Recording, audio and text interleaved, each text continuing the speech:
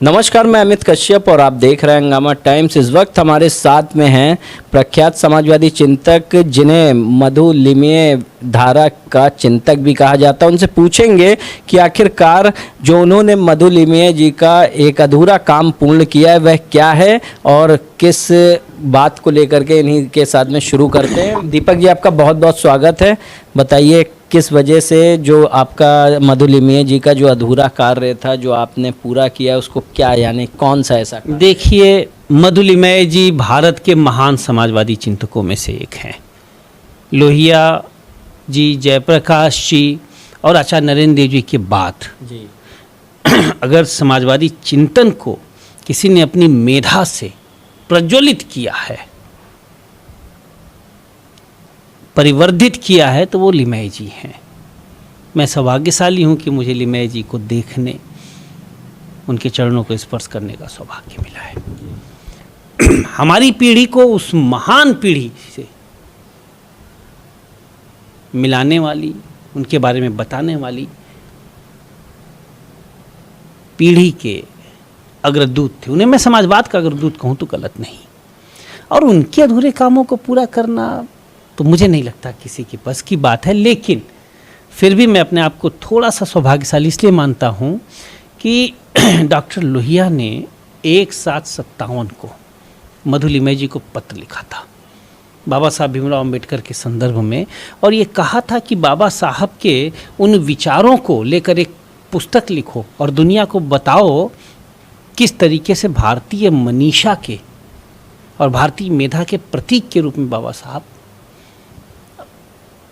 जाने जा सकते हैं। तो मुझे वह पुस्तक नेपाल में मिली, उसका नेपाली अनुवाद। तो मैंने उसे पूरा पढ़ा। नेपाली भी तो पढ़ी जा सकती है, समझी भी जा सकती है। पद्म बहादुर थापा जी ने इसका अनुवाद किया है। तो बाबा साहब के बारे में जितना बढ़िया दार्शनिक विवेचन लिमये जी ने किया, मुझे नहीं लगता कि कोई भी दलित चिंतक उतना कर सका होगा। फिर मुझे इस पुस्तक में बस कमी तो नहीं कह सकता, क्योंकि मेरे पास तो वह मेधा भी नहीं और दृष्टि भी नहीं कि मैं लिमये जी को की कमी निकालूं। लेकिन मुझे लगा कि बाबा साहब और अम्बेडकर जी का, इन दोनों में जो सादृश्यता थी वह जनता के सामने आना चाहिए। तो मैंने इसी पुस्तक की क्रम में एक पुस्तक लिखा, लोहिया अम्बेडकर व समाजवाद। खैर, जिसकी प्रशंसा रवि राय साहब ने की, जो लिमये जी के मित्र थे, लोकसभा अध्यक्ष भी रहे, स्वास्थ्य मंत्री भी रहे, लोहिया जी के प्रिय शिष्यों में से थे। लिमये जैसे महान समाजवादियों की आज और ज़्यादा ज़रूरत है।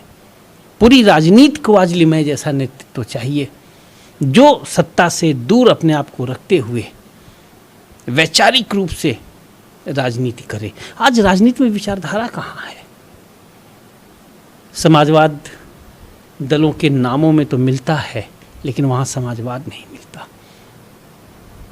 राष्ट्रवाद की दुहाई देने वाले दल राष्ट्रवाद से इतना परे हैं कि लगता है कि राष्ट्रवाद एक धुरी है और वो दूसरी धुरी है। तो आज लिमये जी को याद करना, उनके अधूरे ख्वाबों को पूरा करने का संकल्प लेना, मुझे लगता है कि हर समाजवादी का कर्तव्य है। लिमये जी को मैं नमन करता हूँ और अपने आप को सौभाग्यशाली पाता हूँ कि मुझे मधु लिमये सद्भावना सम्मान प्राप्त है और मुझे उनकी सभी पुस्तकों को पढ़ने का भी सौभाग्य प्राप्त है। लिमये महान थे। जैसे रामधारी सिंह दिनकर जी ने लिखा था, एक ही वीर रहा सीना तान है, लोहिया महान है। तो मुझे लगता है कि यह पंक्तियाँ लिमये पर भी सटीक बैठती है। जी, बहुत बहुत धन्यवाद। ये थे हमारे साथ में प्रख्यात समाजवादी चिंतक, लिमये धारा के भी चिंतक, जहां पर इनको सद्भावना, जो मधु लिमये विचारधारा का इनको अवार्ड भी मिला है, जो आप इस वक्त हमारे साथ में स्क्रीन पर देख रहे होंगे। जो अधूरा काम मधु लिमये जी छोड़ के गए थे, आज उस रहस्य से हमने भी पर्दा उठाया है। जो किताब लोहिया व अम्बेडकर समाजवाद के बारे में दीपक मिश्रा जी ने लिखा है, वो आपने देखा किस तरह से हमने उनसे खास बातचीत में जाना। आप देखते रहिए हंगामा टाइम्स। इसी के साथ मैं अमित कश्यप लखनऊ से इजाज़त चाहता हूँ, सहयोगी मोहित के साथ। हंगामा टाइम्स की तमाम खबरों को देखने के लिए हंगामा टाइम्स को सब्सक्राइब कर लीजिए और बेल आइकन दबा लीजिए। अगर आपको ये वीडियो अच्छा लगा हो तो लाइक बटन प्रेस कर अपनी प्रतिक्रिया हमारे कमेंट बॉक्स में देना मत